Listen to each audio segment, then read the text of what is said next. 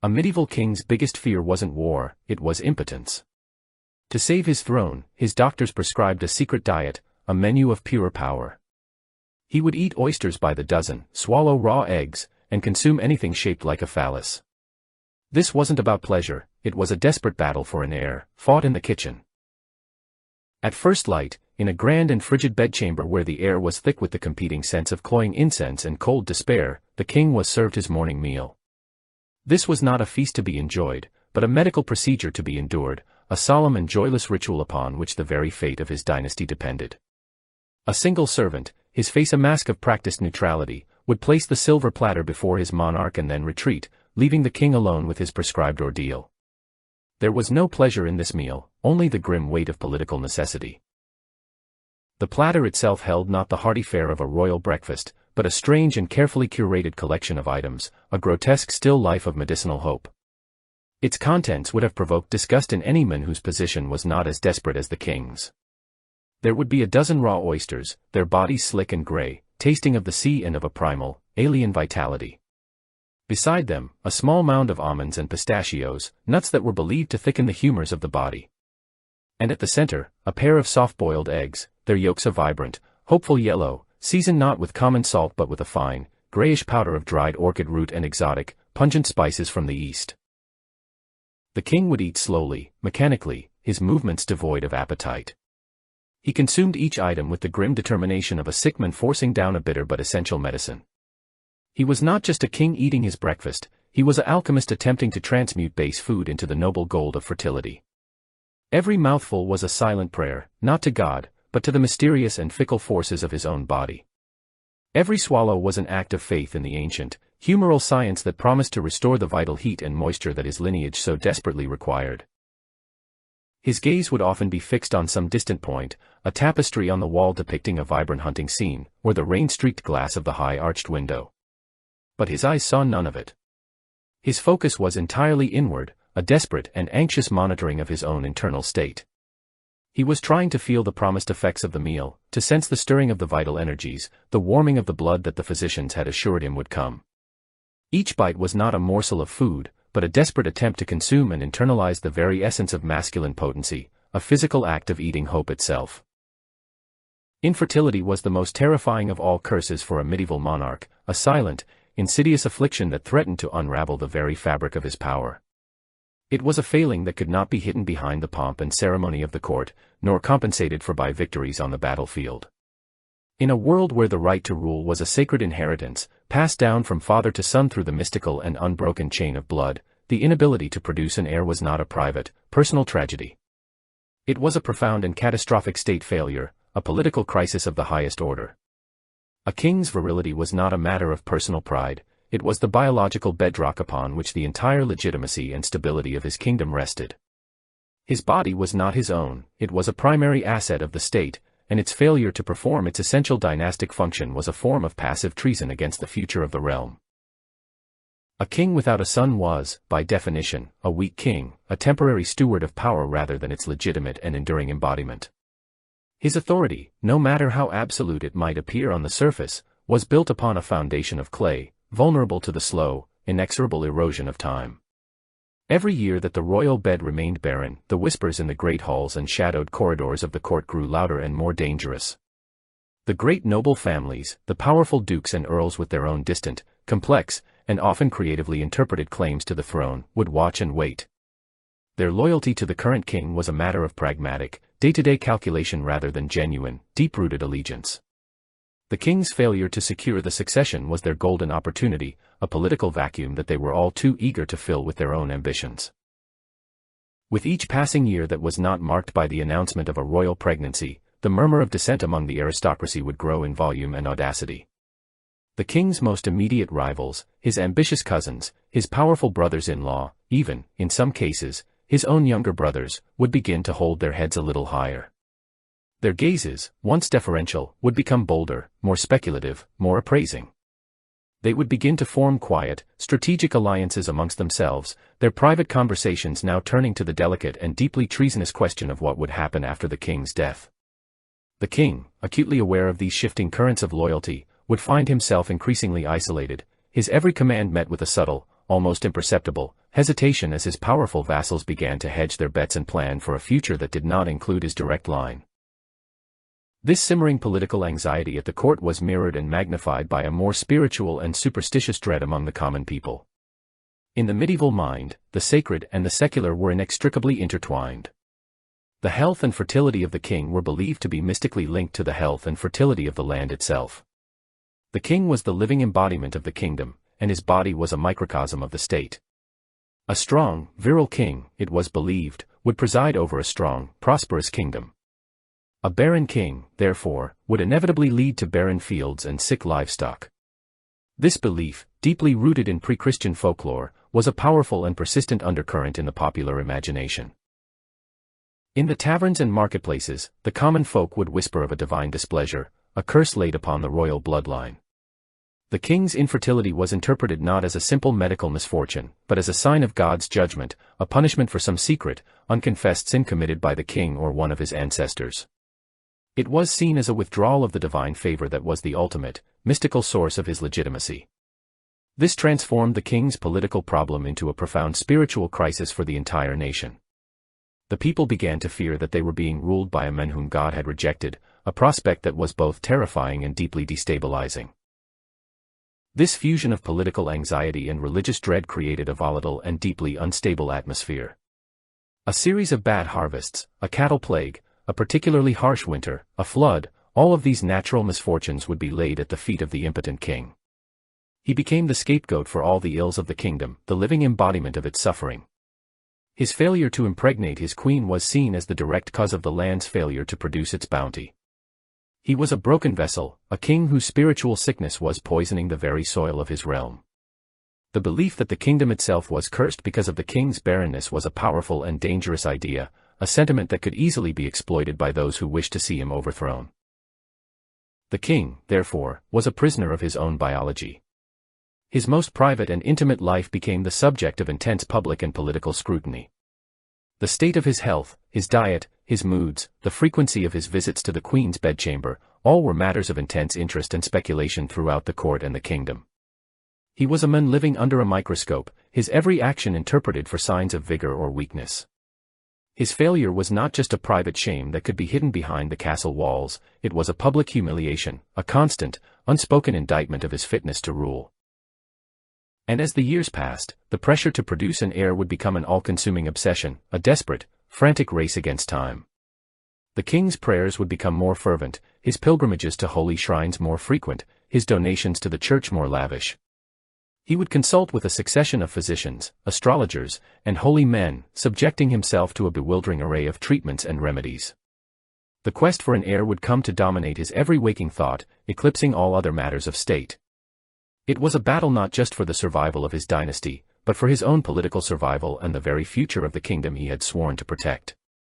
The quiet, empty cradle in the royal nursery was a more potent threat to his reign than any invading army.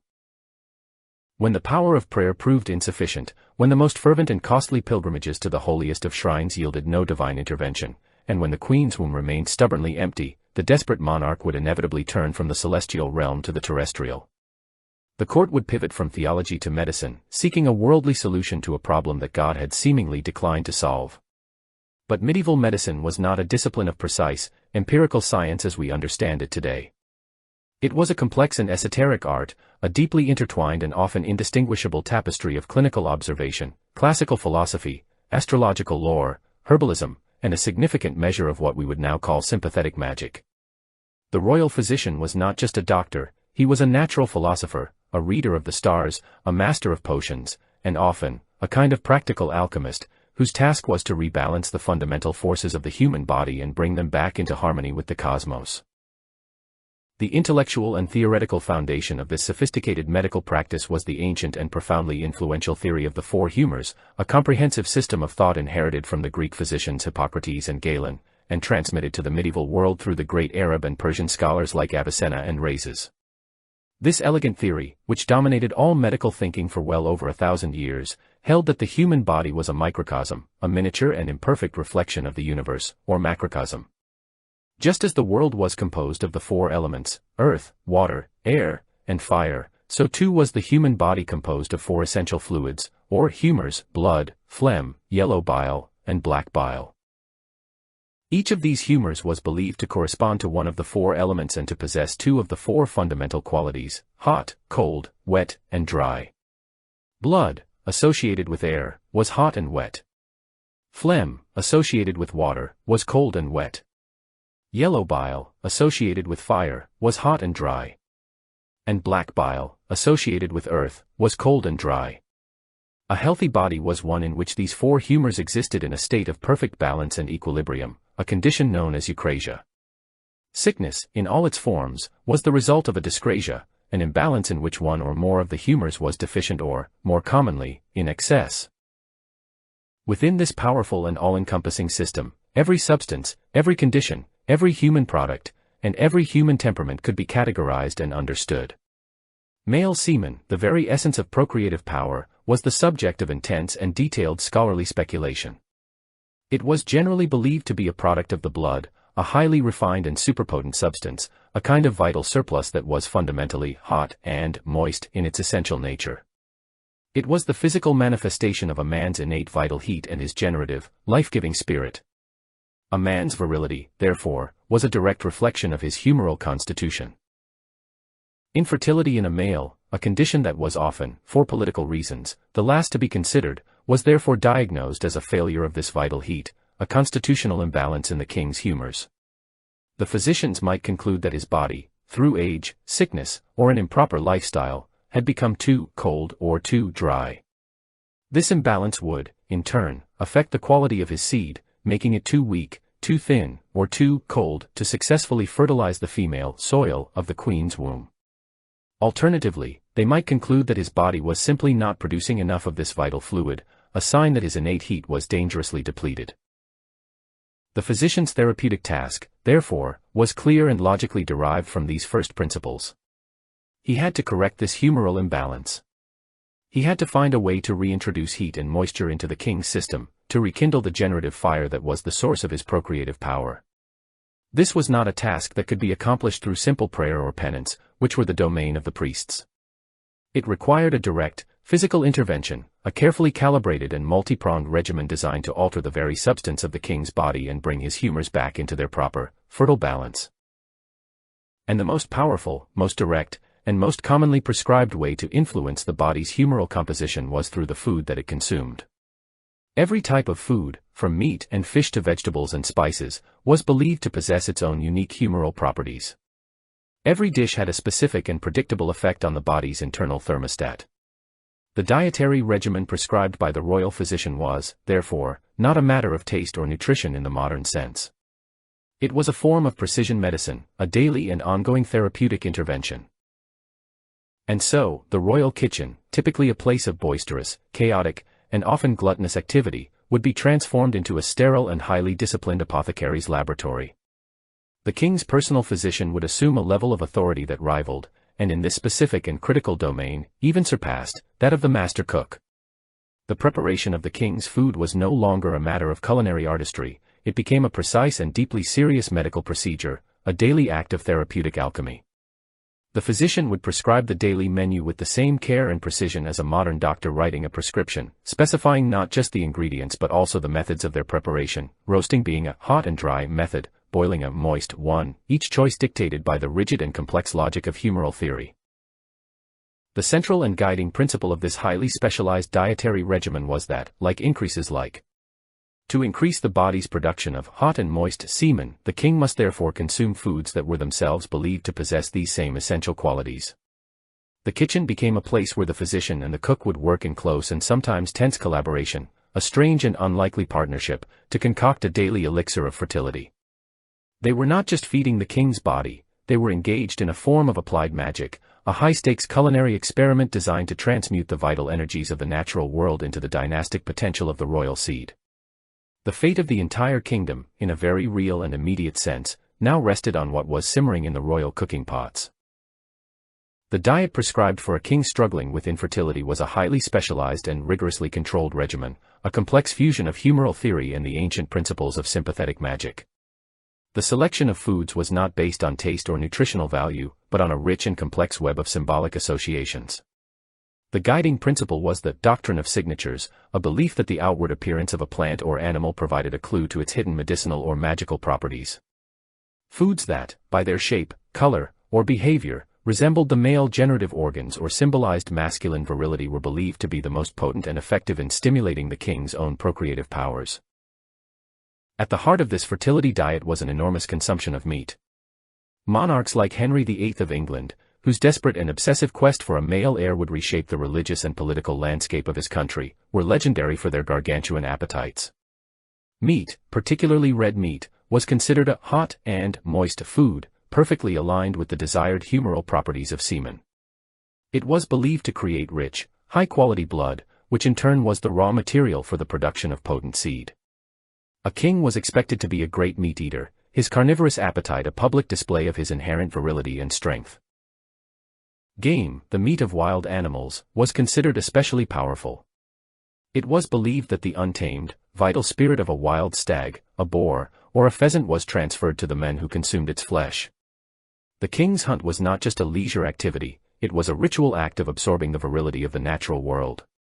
The heart of a freshly killed deer, eaten while still warm, was considered a particularly potent delicacy.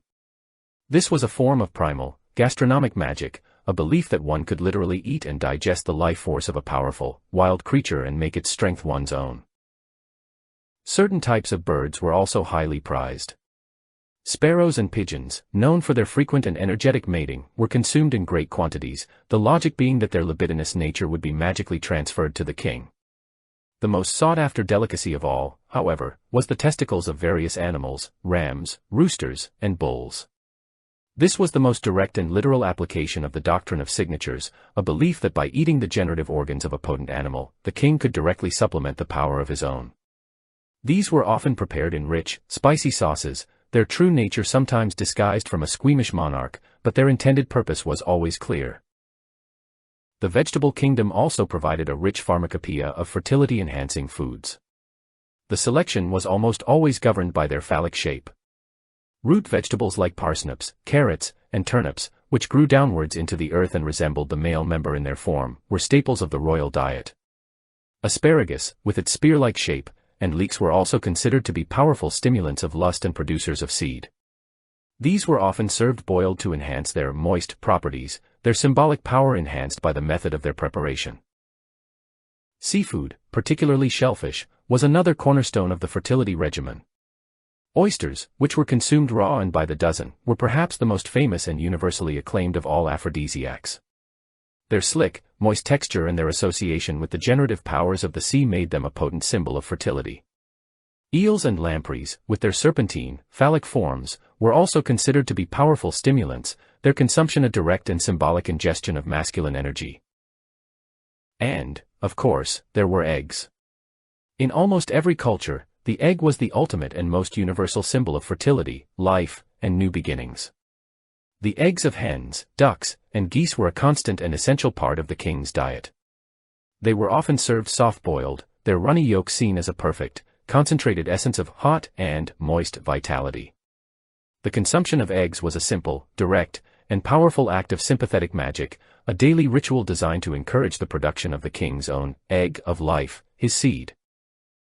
All of this food, the meat, the vegetables, the seafood, and the eggs, would be lavishly seasoned with a specific and carefully chosen array of hot spices. The spice trade, which brought the exotic and fabulously expensive flavors of the East to the tables of the European nobility, was not just a matter of culinary fashion, it was also a branch of pharmacology. Spices like black pepper, cloves, nutmeg, ginger, and cinnamon were all classified as hot and dry, and were believed to have a powerful, stimulating effect on the body. They were thought to heat the blood, quicken the pulse, and, most importantly, to stimulate the production of hot, potent semen. A king's food would be almost overpoweringly spicy, a constant, internal fire designed to stoke the flames of his virility. While the king was subjected to a fiery and aggressive dietary regimen designed to stoke his generative heat, the queen's treatment was based on a different, though equally complex, set of principles.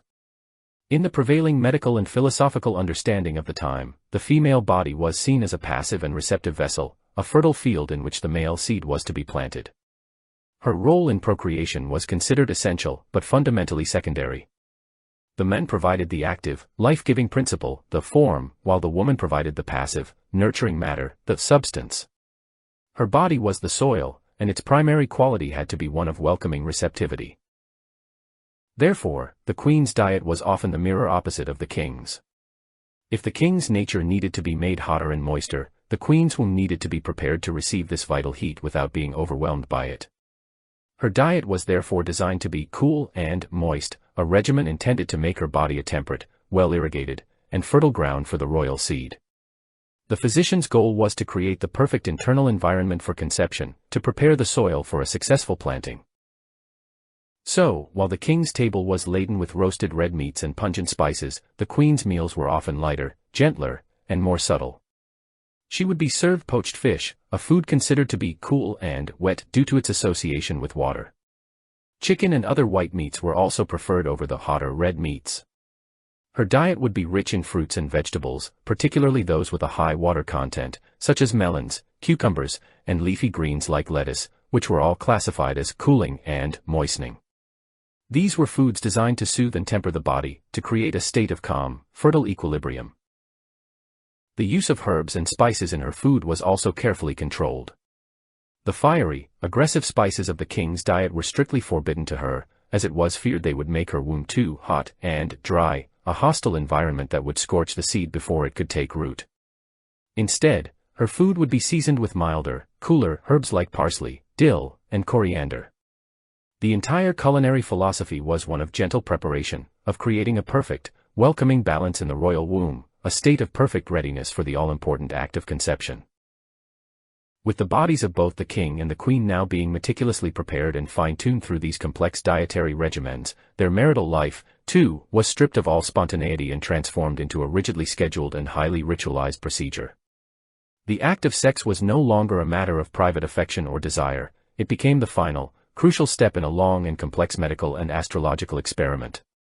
The timing of their sexual encounters was considered to be of the utmost importance, and it was dictated not by passion, but by the cold, precise calculations of the court astrologer. The physicians and astrologers would consult their complex charts and astronomical tables, seeking the most auspicious moment for the royal union. The position of the moon, the alignment of the planets, and the prevailing astrological signs were all carefully considered. It was believed that a child conceived under a favorable celestial alignment would be stronger, healthier, and more likely to be male. The king's visits to the queen's bedchamber would therefore be scheduled with the same precision as a major state ceremony, a sacred appointment with destiny that had been ordained by the heavens. The act itself was often preceded by a series of quasi-medical, quasi-magical rituals. The couple might drink prescribed potions, recite specific prayers, or wear special amulets designed to enhance fertility. The bedchamber would be perfumed with specific incenses, the colors of the bed linens chosen for their symbolic associations with fertility. The entire experience was removed from the realm of the personal and elevated, or reduced, to the level of a high-stakes scientific procedure. The royal bed was no longer a place of intimacy, it was a laboratory, and the king and queen were its principal, and most anxious, experimental subjects. And the success or failure of this elaborate, multifaceted experiment was a matter of intense and public concern. The entire court, from the highest-ranking duke to the lowest-ranking kitchen servant, was a rapt and anxious audience. The queen's every mood and physical symptom in the weeks following a scheduled encounter would be scrutinized for the slightest sign of a successful conception. A moment of morning nausea, a sudden craving for a particular food, all would be instantly reported and analyzed, feeding a feverish cycle of hope and speculation. The state of the queen's womb had become the central, obsessive drama of the court, a high-stakes play whose final act was awaited with bated breath by the entire kingdom. On occasion, this complex and multifaceted system of prescribed diets, astrological calculations, and ritualized encounters would appear to yield the desired result. The queen would miss her monthly courses, the court physicians would be summoned to conduct a discreet and hopeful examination, and then the joyous news would be announced: the queen was with child. A wave of profound relief and jubilation would wash over the court and the kingdom. The bells of every church in the land would ring out, special masses of thanksgiving would be celebrated, and the king, his virility now publicly and triumphantly proven, would shower the successful physicians and astrologers with gold and titles. The birth of a healthy heir, particularly a son, was seen as a victory for the entire nation, a divine affirmation of the king's right to rule and a testament to the profound wisdom of his medical advisors.